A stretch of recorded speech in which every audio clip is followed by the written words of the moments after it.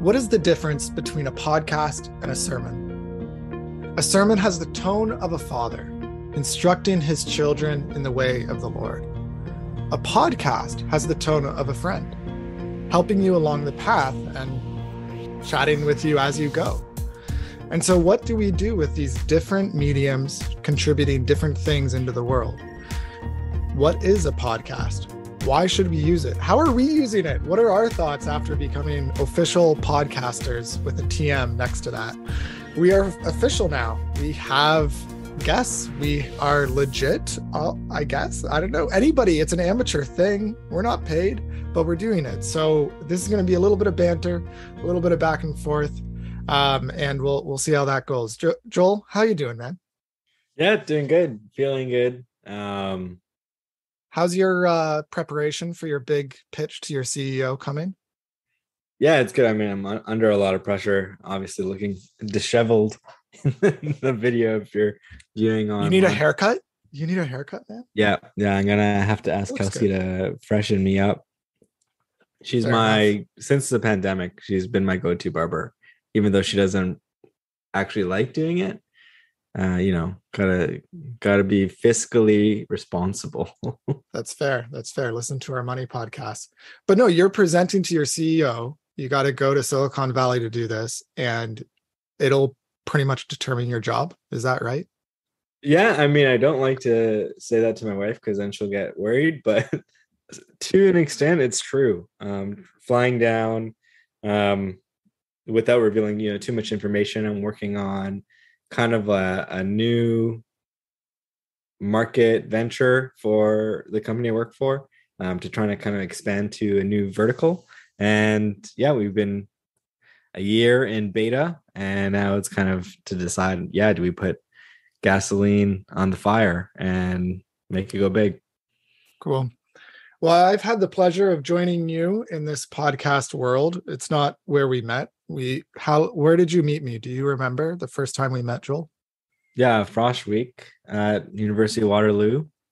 Were we on the same team, like green team, maybe, or brown or something? I don't remember that because it was just a wild week. I remember meeting you in a Bible study. That's what I wanted you to say, not our crazy Frosh Week adventures.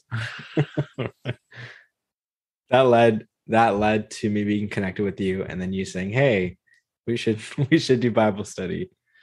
Yeah, and that was very, fortunate that we stayed in touch and we developed kind of this.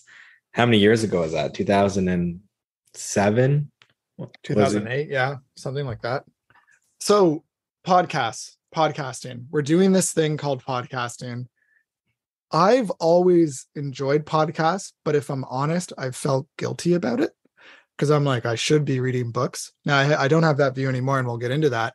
But Joel, how do you understand podcasts? Positive, negative, neutral?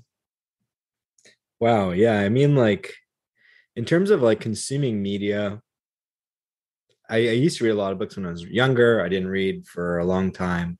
And then I got into a lot of business books when I switched into a product management role. And then instead of reading, I actually switched to doing Audible and listening. And I think that's kind of where I switched over into listening to podcasts instead of listening to audiobooks, because I was commuting, pre-pandemic. I would have an hour commute one way. So that's like 2 hours a day where I'm commuting. And a lot of people, I think they first get into audiobooks or podcasts because they're busy doing something and, like driving or commuting, and, might as well toss on music or something where you're hearing a conversation and maybe even feeling part of that conversation, versus a book is like you're kind of just listening to someone almost talking at you, right? Yeah, it's definitely more intimate. It's, I think, one of the things Tony Reinke says. Podcasting was invented actually in 2000. It was a mashup of two words, iPod, back when there was iPod, and broadcasting. And by 2005, a full 2 years before the iPhone launched into the world, Steve Jobs stood on stage and introduced the Apple community to podcasting and a new directory of podcasts being built into iTunes. He called podcasting TiVo for radio, because you can now subscribe to an RSS feed, back when we had RSS feeds. But yeah, that's how we produce our podcast is through an RSS feed. And you got to listen to it, but you get to listen to it on demand. And this is something where amateurs can do it. Anybody can do it. There's tons of people podcasting, but there is something unique about it that is different than radio. But it's similar in that you choose it. I think that's the big thing with podcasting. The listeners choose to listen. They can stop. They can listen to you at their own speed. They can speed us up, slow us down. They can re-listen to something. And there is that tone of voice that is very impactful, as opposed to a book where you sometimes lose some of the personableness of the tone of voice, the enunciation, all the types of things that come out, the excitement. When we had Wyatt on the show last time and he got all animated about masks and the strong brother and the weak brother. And like that you heard something different there than what you would read in his articles on Romans 14. Right. And I think that's the value of podcasts. It really does allow you to get to know people in a deeper way than just reading of them, though reading of them is obviously a great form of learning of them too. Yeah, no, totally. I feel like that's probably one of the reasons why I listen to podcasts, is really to feel more connected to the speaker. And I mean, I guess a shout out to one of the podcasts that I listen to is the All In podcast. And there's, 4 guys who I think they're like in technology or have had successful ventures, and they're now maybe more in investing and stuff like that. But there's, banter between them, and they all bring in like different viewpoints and insights. And that perspective is both like enlightening for me, but also I feel like, I just like hung out with my friends, which is kind of weird, right? Because they have no idea who I am.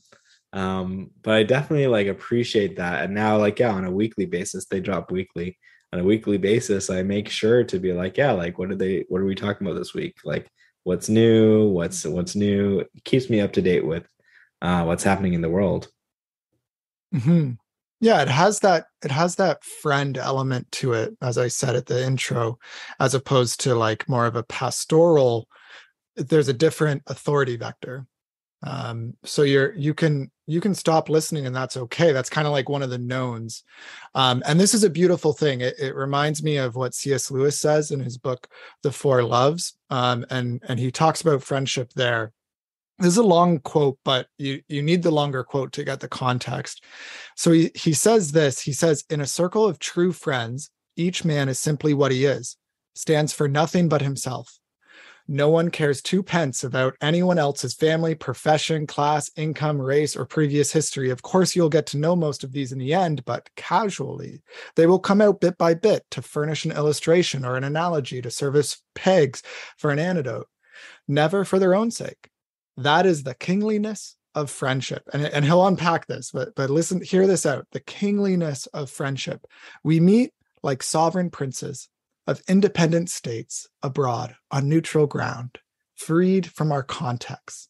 This love essentially ignores not only our physical bodies, but the whole embodiment, which consists of our family, job, past, and connections. At home, besides being Peter or Jane, we also bear a general character, husband or wife, brother or sister, chief, colleague, or subordinate, not among our friends. It is an affair of disentangled or stripped minds. Eros, a type of love that he talks about, will have naked bodies. Friendship, naked personalities. Hence, if you will not misunderstand me, he says this, don't misunderstand me here.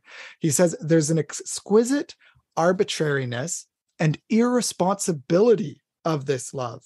I have no duty to be anyone's friend, and no man in the world has a duty to be mine. Like, that's friendship, right? Like, you choose your friends, right? Yeah.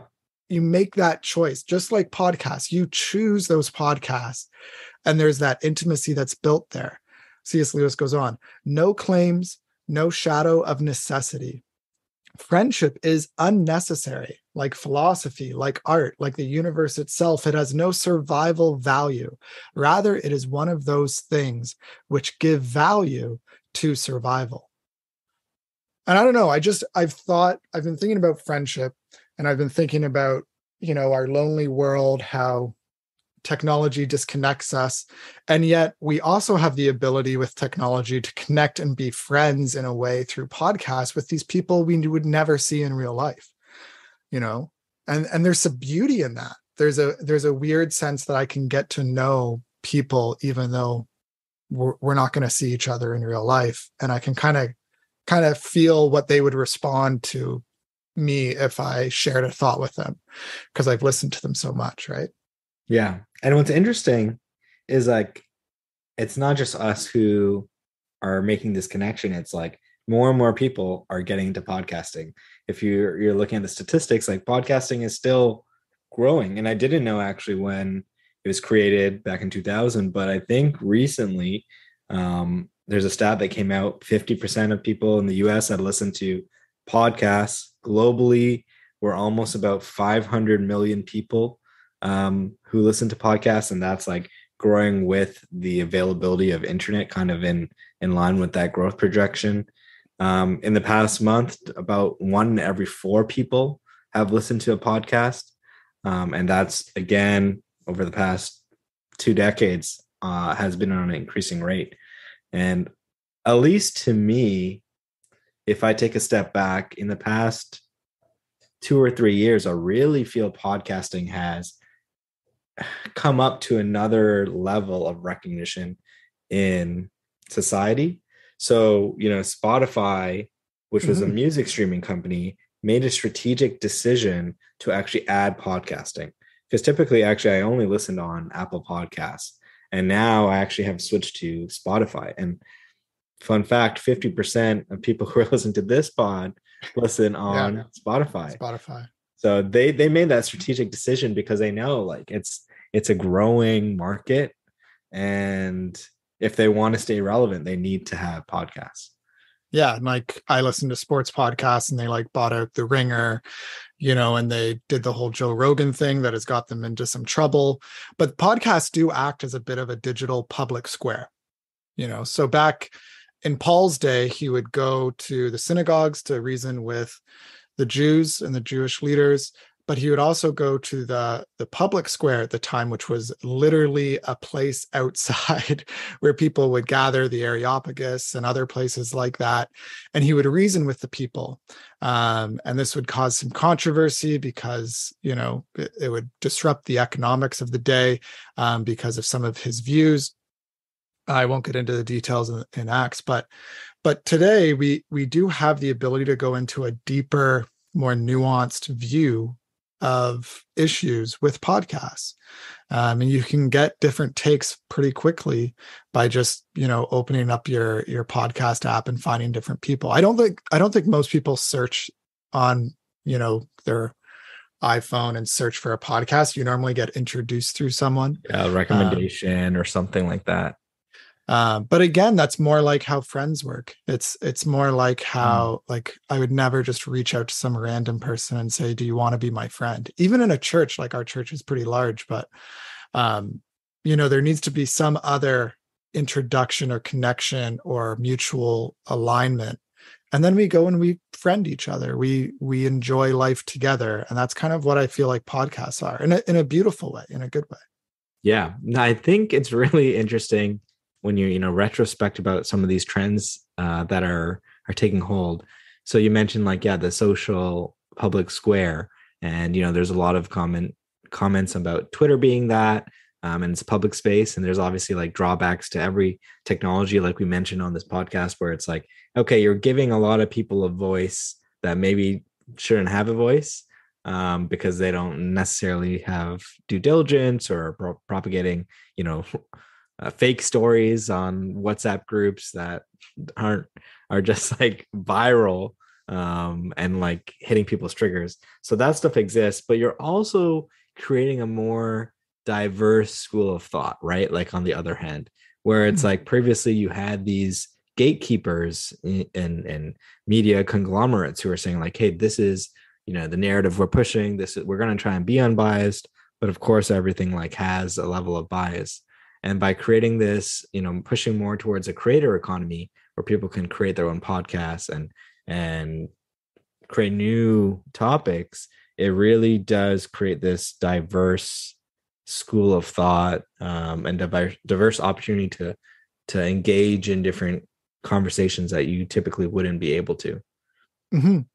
Yeah, I think podcasts are great. I think sometimes they can be a crutch instead of really getting into a book and working through argumentation, because you can kind of feel like, oh, I'll just have a similar take that so-and-so podcaster had, instead of actually reading a book and developing the thought in full. There's something in a written form that's more precise, than something that is just off the cuff, or maybe is well said, but doesn't have the same longevity to it, because podcasts by their nature are kind of recency in time and oriented in that way.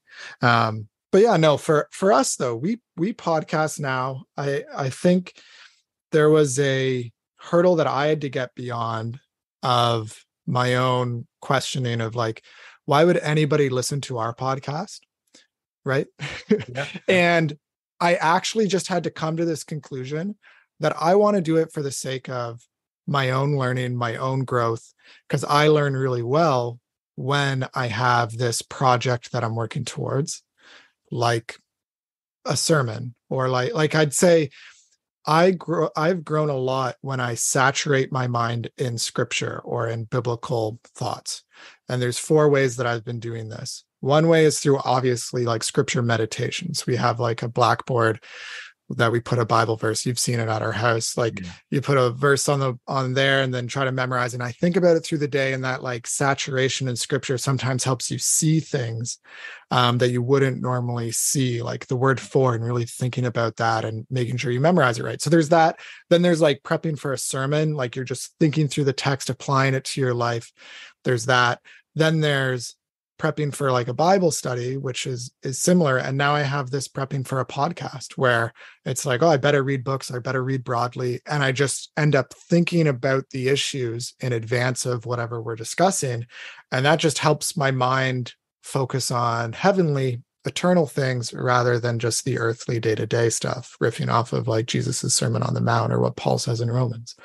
So I don't know, like I really like this as just a good outlet for my own growth. And I said, I don't know if I told you this, but at the start of this year, I was like, I want 2022 to be a year of creation, not consumption. Oh, cool. Interesting. Yeah. So it was before we made the decision to launch it. I've been reading lots of theology. I love getting into it, but I know that I will only learn as far as I'm willing to really produce and create my own thoughts. Because if you think of how we learn, there's something called Bloom's taxonomy. And this is like, every educator knows this. Bloom's taxonomy has at the highest level create. And then below that is evaluate. At the very bottom is simply remembering. But like, in order to really demonstrate that you've learned something, you need to create or evaluate or analyze at one of those higher level things. Very interesting. So for my own learning, I want to be able to create things. And then as I'm spending time editing an episode of Wyatt Graham and being like, whoa, there was a lot of knowledge she unpacked in that like 2-minute span, but I have to edit it. And then I get to process that. I get to saturate my mind in it. But I'm forced to figure out, okay, what clips will I use to promote, or whatever. It's like, I take that higher step in the taxonomy. I'll show it on the screen for our listeners or people who watch on YouTube. I'll show an image of Bloom's taxonomy. But yeah, it's been good for me. I've been really enjoying it. And obviously, as I've referenced before, I enjoy you, Joel, because you're my friend. And this is a form of our friendship growing, because we're shoulder to shoulder doing something together. Yeah. And I mean, especially for guys, I think that's a key thing. Guys do things shoulder to shoulder. Like for me, I had a very similar feeling, a very similar desire to be like, I want to create something, whether it's writing or a podcast. And even last year I was thinking like, I've learned all these things that I wish I could have shared with a younger version of myself. And there is this now element of like, new grads, people who are about to grad, who reach out to me on LinkedIn and say, hey, like I want to get into product management, can you give me some feedback? And I'm actually I'm hoping I'm not going to get spammed with messages after this, but quite open to connecting with people and getting We're not that feedback. popular yet, man. Like you'll get like no one. Or, No one. We have dozens of people listen to us, dozens. yeah, yeah, That's yeah. it. That's all. That's enough for me. But yeah, so I'll like pay it forward, I guess, is the phrase that's used. And I feel really good about that. So it's like this belief that like, hey, I should create more. I should put this stuff out there and kind of like progress either the thinking that's out there or like allow people to get ahead. So having the opportunity to do this with you has been really fulfilling, and I think the big thing I would say to anyone who has also had that feeling is like, yeah, just go out there and do it. Don't double think or overthink it. Just get out and see where it goes, right? You really touched on a key point there, is like you learn by doing. I think that was almost like the Waterloo mantra for their co-op program, is like learn by doing. But yeah, I really believe in that. It's like allows you to engage in a deeper level of your mind and like understand and contextualize things. Well, I think for Christian discipleship, we need to see this learning by doing as well. And that's where too many Christians rely on the infrastructure of the church to provide them with discipleship and growth, as opposed to being active in creating Right. and saying, hey, two other people in the church that I know pretty well, would you mind like reading the Psalms every week with me or every month with me or whatever it is? Like there needs to be more organic creation happening within the church. And I feel like, some churches are doing that. And I think there's a book called The Trellis and the Vine that unpacks this model of discipleship that encourages more of this organic, like a vine. You still need to have the trellis of structural support, but you need to allow for that organic growth and that organic creation and production, and allowing people to create their own Bible study curriculum rather than just buying it off of whatever, and making that a challenge for someone so that they actually have to do it. I think the church has really struggled with this recently because we've just gone to one service a week, and we've gone, like there used to be a Sunday night service or a Wednesday night.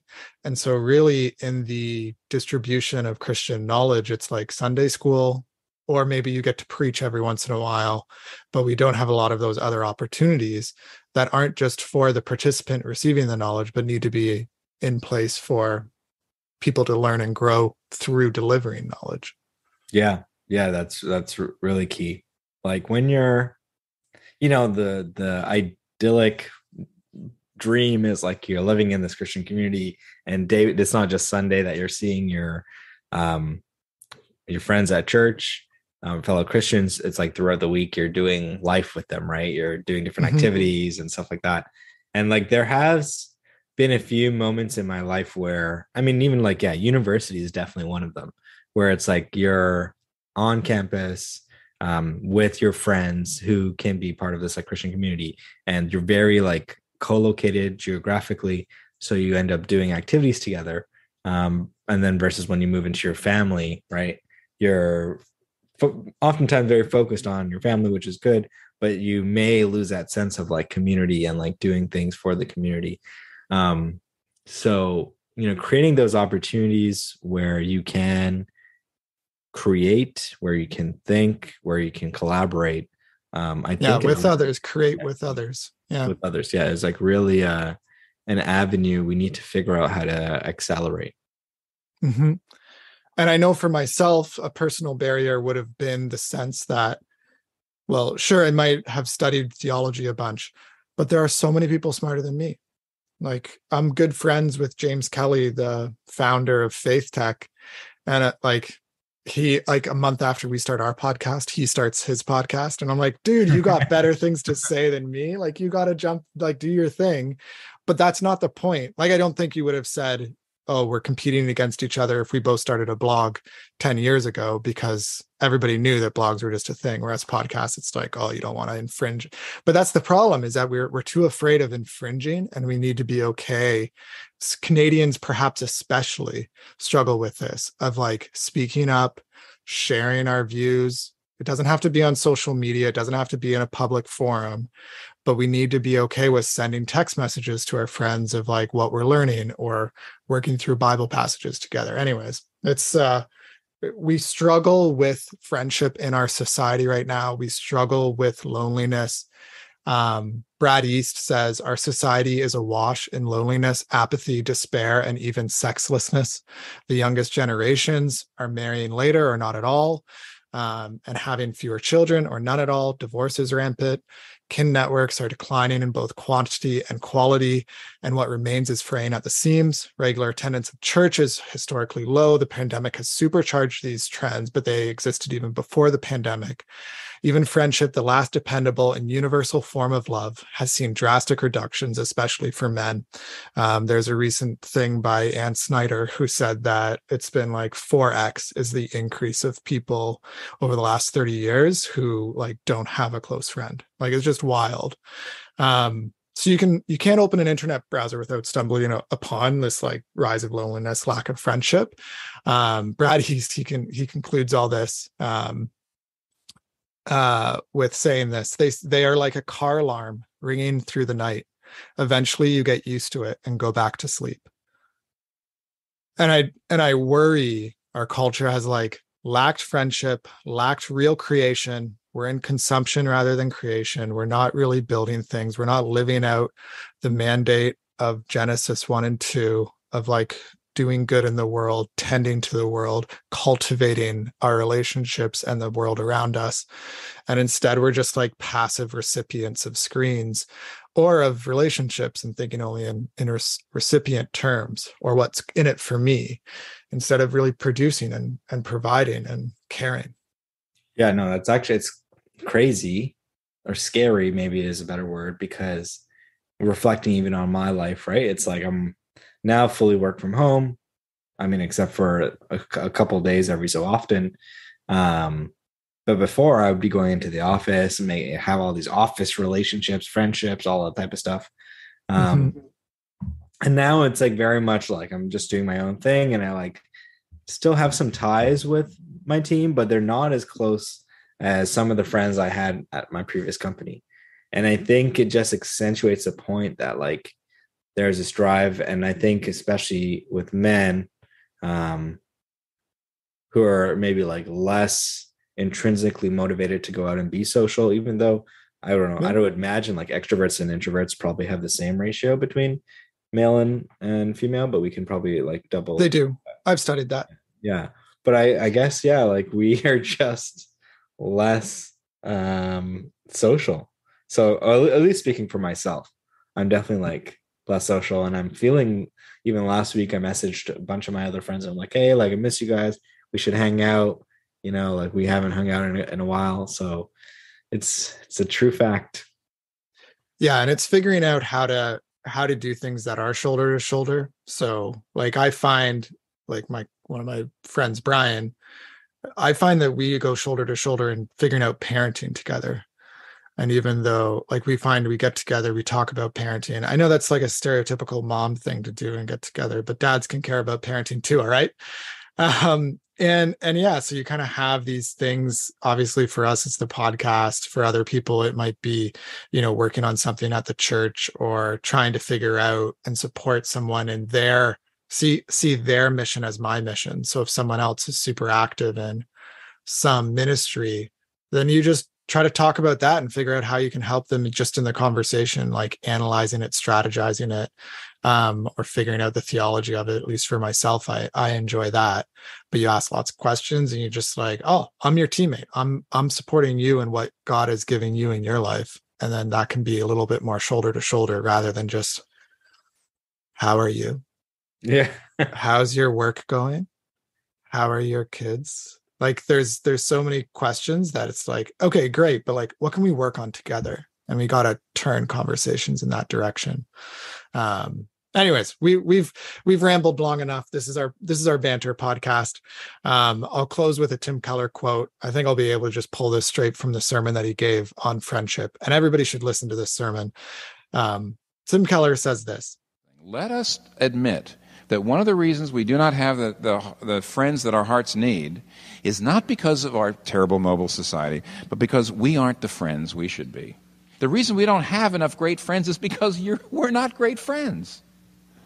The reason why we don't have enough great friends is because we are not great friends. And we got to take the burden of responsibility on ourselves. Yeah. So if there's anything you get from this pod, go out, create, be a friend, do stuff. Do stuff. said here at WWJT. Thanks for listening. Thanks for some of you have been sending in some comments. I very much appreciate that. We got some upcoming episodes that are exciting. Some exciting episodes is what I was going to say, which is a sweet word, and I'll go with it. I like that one, actually. Yeah, upsiding. I mean, that's what we do in the English language. We create new words. Okay, enough ranting, enough going on and on. We're done. Thanks for listening to WWJT. I'm Andrew. We're not supposed to say that. No, I wanted to do the I'm Andrew. I want to be cool, like Kelsey wants me to be cool with just I'm Andrew instead of my name is Andrew. Oh, so okay. Completely forgot. Okay. Okay, we'll redo that part. All right. So thanks for listening to WWJT. I'm Andrew. I'm Joel. All right, take care. See ya.